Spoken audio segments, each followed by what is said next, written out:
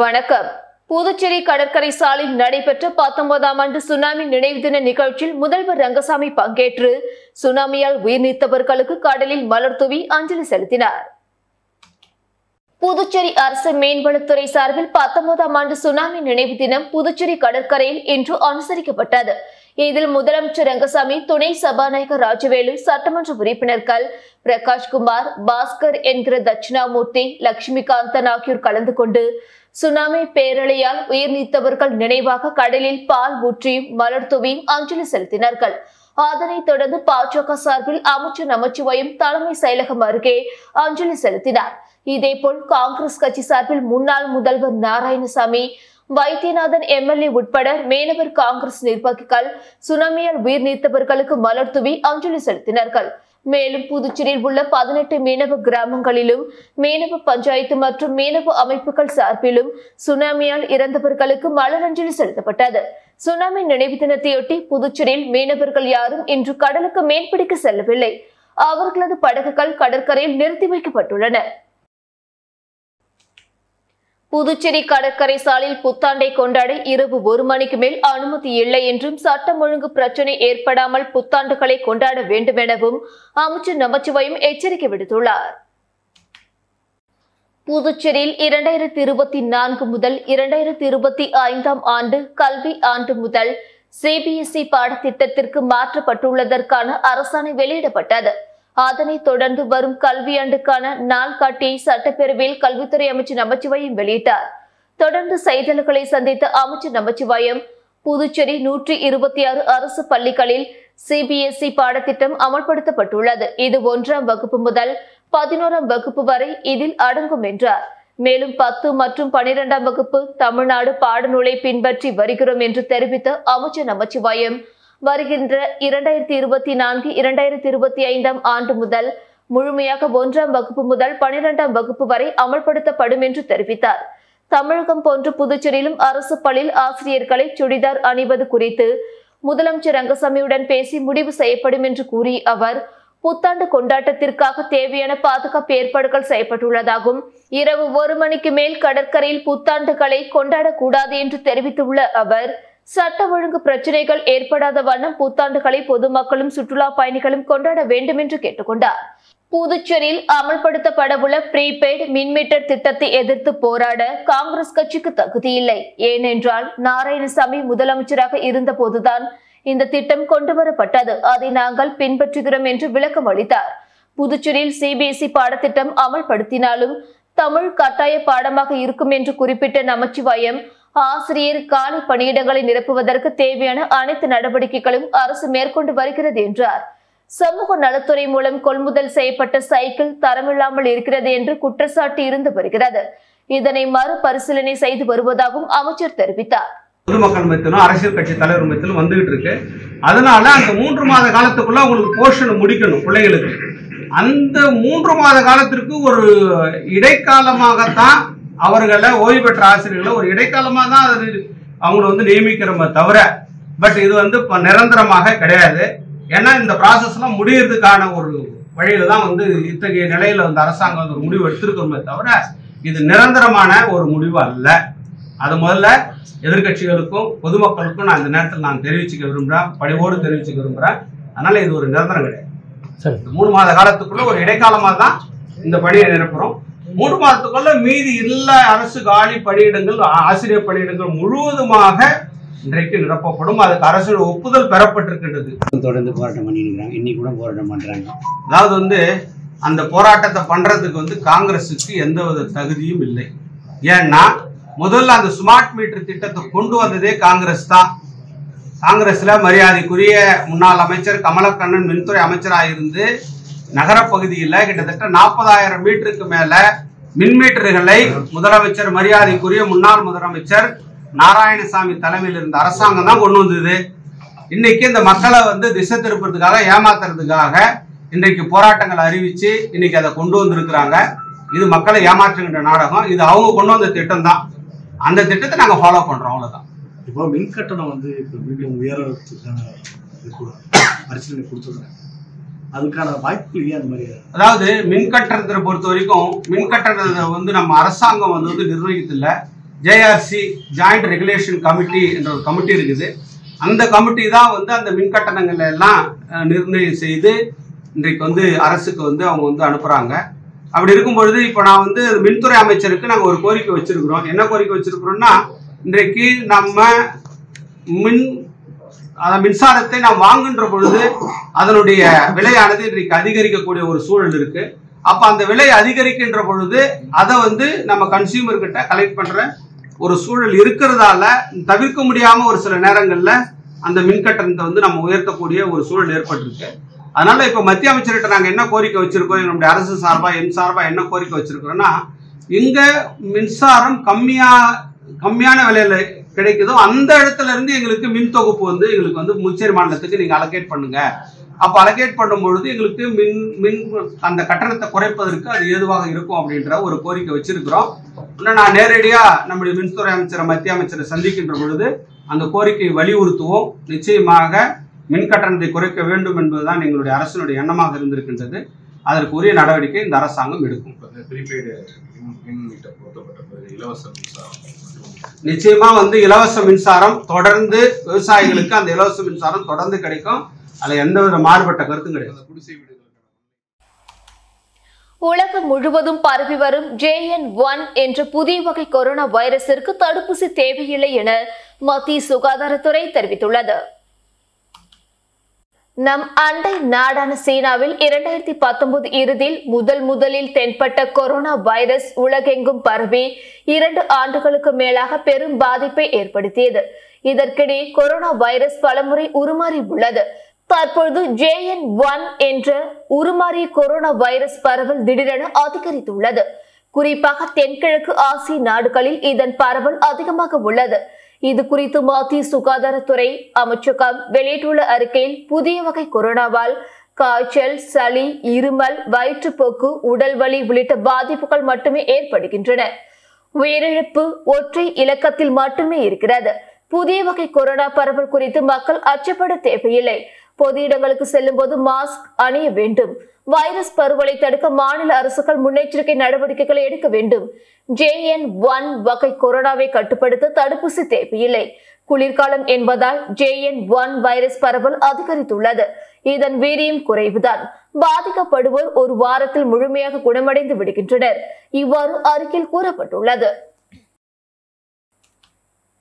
மரக்காணம் தீர்த்தவாரி கடலில் கரை ஒதுங்கி 2 அடி உயரமுள்ள பழங்கால பைரவர் சிலையை அதிகாரிகள் கைப்பற்றி ஆய்வு செய்தனர். மரக்காணம் அருகே உள்ள தீர்த்தவாரி கடற்கரையோரம் விடுமுறை நாட்களில் பொதுமக்கள் தங்களது குடும்பத்துடன் மகிழ்ச்சியாக குளிப்பது வழக்கம். இந்நிலையில் நேற்று கிறிஸ்துமஸ் தினத்தை முன்னிட்டு அரசு விடுமுறை என்பதால் தீர்த்தவாரி கடற்பகுதிக்கு அதிக அளவில் பொதுமக்கள் சென்றுள்ளனர். அப்பொழுது மாலை 5 மணிக்கு கடலில் இருந்து திடீரென 2 அடி உயரமுள்ள பழமை வாய்ந்த கருங்கல்லாலான ஃபைபர் சிலை கரை ஒதுங்கியுள்ளது. இதனை அங்கிருந்த பொதுமக்கள் ஆச்சரியத்துடன் பக்தியுடனும் பார்த்து உள்ளனர். இது குறித்து அங்கிருந்த பொதுமக்கள் காவல்துறை மற்றும் வருவாய்த்துறை அதிகாரிகளுக்கு தகவல் கொடுத்தனர். இதனைத் தொடர்ந்து மரக்காணம் வட்டாட்சியர் பாலமுருகன், மரக்காணம் போலீஸ் இன்ஸ்பெக்டர் பாபு மற்றும் வருவாய்த்துறையினர் சம்பவ இடத்துக்கு சென்று கடலில் இருந்து கரை ஒதுங்கிய பைரவர் சிலையை கைப்பற்றி வட்டாட்சியர் அலுவலகத்துக்கு எடுத்து வந்தனர். இது குறித்து வருவாய்த்துறை அதிகாரிகள் கூறியது, கடலில் ஒதுங்கி 2 அடி உயரமுள்ள பைரவர் சிலை நாங்கள் கைப்பற்றி வைத்துள்ளோம். இது குறித்து தொல்லியல் துறையினர் ஆய்வு செய்தால் மட்டுமே இது எந்த நூற்றாண்டின் சிலை என தெரியவரும் என கூறினர். புதுச்சேரி உருளையன்பேட்டை தொகுதிக்குட்பட்ட கோவிந்தசாலை பகுதியில் ரூபாய் 35 லட்சம் மதிப்பில் புதிய குடிநீர் குழாய் அமைக்கும் பணியினை தொகுதி சட்டமன்ற உறுப்பினர் நேரு பூமி பூஜை செய்து தொடங்கி வைத்தார். புதுச்சேரி அரசு பொதுப்பணித்துறை மூலம் உருளையன்பேட்டை தொகுதிக்குட்பட்ட கோவிந்தசாலை பகுதியில் ரூபாய் 35 லட்சம் செலவில் புதிய குடிநீர் குழாய் அமைக்கும் பணியின் துவக்க விழா இன்று நடைபெற்றது. விழாவில் தொகுதி MLA நேரு பங்கேற்று பூமி பூஜை செய்து பணியினை தொடங்கி வைத்தார். இந்த நிகழ்ச்சியில் பொதுப்பணித்துறை தலைமை பொறியாளர் வீரசெல்வம், செயற்பொறியாளர் உமாபதி, உதவி பொறியாளர் வாசு, இளநிலை பொறியாளர் வெங்கடேசன் மற்றும் மனிதநேய மக்கள் சேவை மைய நிர்வாகிகள் உட்பட அப்பகுதி மக்கள் திரளாக கலந்து கொண்டனர். புதுச்சேரி தேவர் பேரவையின் 12ஆம் ஆண்டு விழாவை முன்னிட்டு விளையாட்டு மற்றும் கலை நிகழ்ச்சிகள் நடைபெற்றது. புதுச்சேரி வள்ளலார் வீதியில் உள்ள ஆந்திர மகா சபாவில் புதுச்சேரி தேவர் பேரவையின் 12ஆம் ஆண்டு விழா நடைபெற்றது. இதில் தேவர் பேரவையின் குடும்ப உறுப்பினர்கள் கலந்து கொண்டனர். விழாவில் மாறு வேடம், ஓவியம், பாட்டு போட்டி, கிராமிய நடனம், பரதநாட்டியம், பேச்சு போட்டி, தனித்திறன் உட்பட பல்வேறு போட்டிகள் நடைபெற்றது. இதில் பங்கேற்று வெற்றி பெற்றவர்களுக்கு பரிசளிப்பு விழா வரும் 7ஆம் தேதி நடைபெற உள்ளது. நிகழ்ச்சிக்கான ஏற்பாடுகளை தேவர் பேரவை நிர்வாகிகள் செய்திருந்தனர். புதுச்சேரியில் வீட்டின் பூட்டை உடைத்து 25 சவரன் நகைகளை திருடி வாலிபரை போலீசார் கைது செய்தனர். புதுச்சேரி உருளையன்பேட்டை முல்லை நகர் 2வது குறுக்கு தெருவை சேர்ந்தவர் மணிகண்டன். கடந்த 16ஆம் தேதி இவரது வீட்டில் இருந்த பீரோவை உடைத்து 25 சவரன் தங்க நகை மற்றும் ரூபாய் 15,000 மர்ம நபர் திருடி சென்றார். இது குறித்து உருளையன்பேட்டை போலீசார் வழக்கு பதிவு செய்து விசாரணை மேற்கொண்டதில் செங்கல்பட்டு மாவட்டம் ஊரப்பாக்கம் மீனாட்சிபுரத்தை சேர்ந்த பாலசுப்பிரமணியன் மகன் கார்த்திகேயன் என்பதும் தெரிய வந்தது. இதனை அடுத்து தனிப்படை போலீசார் மீனாட்சிபுரம் சென்று கார்த்திகேயனை கைது செய்து புதுச்சேரி அழைத்து வந்தனர். ஊரப்பாக்கம் மற்றும் தாம்பரம் ஆகிய இடங்களில் அடகு வைத்த நகைகளை பறிமுதல் செய்த போலீசார் கார்த்திகேயனை நீதிமன்றத்தில் ஆஜர்படுத்தி காலப்பட்டு சிறையில் அடைத்தனர். வீராம்பட்டினம் பகுதியில் சுனாமி தினத்தை முன்னிட்டு சுனாமி நினைவு சிலை திறப்பு மற்றும் நினைவஞ்சலி நிகழ்ச்சி நடைபெற்றது. புதுச்சேரி அரியாங்குப்பம் கொம்யூன் வீராம்பட்டினம் பகுதியில் சுனாமி தினத்தை முன்னிட்டு ஸ்ரீ செங்கல்நீர் அம்மன் ஃபைபர் போட் உரிமையாளர்கள் சங்கம் சார்பில் சுனாமி நினைவு சிலை திறப்பு மற்றும் சுனாமி நினைவு தினம் நிகழ்ச்சி நடைபெற்றது. இதில் புதுச்சேரி வீராம்பட்டினம் கடற்கரை பகுதியில் சிற்பி மற்றும் ஓவியரான கலை மாமணி குபேந்திரன் சுனாமி தினத்தை நினைவுபடுத்தும் வகையில் தனது சொந்த செலவில் சுமார் 10 அடி உயரத்திற்கு ஃபைபராலான சிலையினை வடிவமைத்து கடற்கரை பகுதியில் நிர்மாணிக்கப்பட்டது. அதன் திறப்பு விழா இன்று காலை நடைபெற்றது. இதில் சிறப்பு விருந்தினராக அரியாங்குப்பம் சட்டமன்ற உறுப்பினர் பாஸ்கர் என்கிற தட்சிணாமூர்த்தி அவர்கள் கலந்து கொண்டு திருவுருவ சிலையினை திறந்து வைத்து மாலை அணிவித்து மலர் தூவி அஞ்சலி செலுத்தினார். மேலும் இந்நிகழ்ச்சியில் கல்வித்துறை இயக்குநர் பிரியதர்ஷினி, கலை பண்பாட்டுத்துறை இயக்குநர் கலியபெருமாள் மற்றும் அனைத்து கட்சி தலைவர்கள், வீராம்பட்டினம் கிராம பொதுமக்கள் திரளாக கலந்து கொண்டு மலர் தூவி அஞ்சலி செலுத்தினர். மேலும் இந்நிகழ்ச்சிக்கான ஏற்பாடுகளை வீராம்பட்டினம் ஃபைபர் போட் உரிமையாளர்கள் சங்கம் மற்றும் வீராம்பட்டினம் மக்கள் குழுவினர்கள் செய்திருந்தனர். தொடர் விடுமுறை காரணமாக புதுச்சேரி நோனாங்குப்பம் படகு குழாமில் 25 லட்சம் ரூபாய் வசூலானது. புதுச்சேரி சுண்ணாம்பாறு படகு குழாமில் சுற்றுலா பயணிகள் அதிகம் வரும் இடமாக உள்ளது. இங்கு சுற்றுலா பயணிகளை ஈர்க்கும் வகையில் speed boat, motor boat, pedal boat என பல வகையான படகுகள் உள்ளன. இந்த படகு குழாமில் இருந்து சுற்றுலா பயணிகள் பாரடைஸ் பீச்சுக்கு படகு சவாரி சென்று ஆனந்த குளியல் போட்டு மகிழ்கின்றனர். மேலும் அங்கு குதிரை சவாரி, இசையுடன் ஆனந்த குளியல் உள்ளிட்ட பல்வேறு பொழுதுபோக்கு அம்சங்கள் நிறைந்துள்ளது. இதனால் படகு குழாமிற்கு சாதாரண நாட்களில் சுமார் 500 to 1000 பேரும், வார விடுமுறை நாட்களில் 3000 பேர் வரை வந்து செல்கின்றனர். இந்நிலையில் சனி, ஞாயிறு மற்றும் கிறிஸ்துமஸ் பண்டிகை என தொடர்ச்சியாக 3 நாட்கள் விடுமுறை வந்ததால் 7000க்கும் மேற்பட்ட சுற்றுலா பயணிகள் வந்திருந்தனர். இதன் காரணமாக படகு குழாமில் பல மணி நேரம் காத்திருந்து படகு சவாரி செய்தனர். இதன் மூலம் 3 நாட்களில் ரூபாய் 25 லட்சம் வசூலானது. மேலும் புத்தாண்டு கொண்டாட ஆயிரக்கணக்கான சுற்றுலா பயணிகள் புதுவையில் குவிந்துள்ளனர். இதனால் புத்தாண்டு வரை படகு குழாமில் சுற்றுலா பயணிகளின் கூட்டம் அலை மோதும் என்று எதிர்பார்க்கப்படுகிறது. மரக்காணம் அடுத்துள்ள அனுமந்தை குப்பம் பகுதியில் 19ஆம் ஆண்டு சுனாமி நினைவு தினத்தையொட்டி மெழுகுவர்த்தி ஏந்தி அஞ்சலி செலுத்தினர்.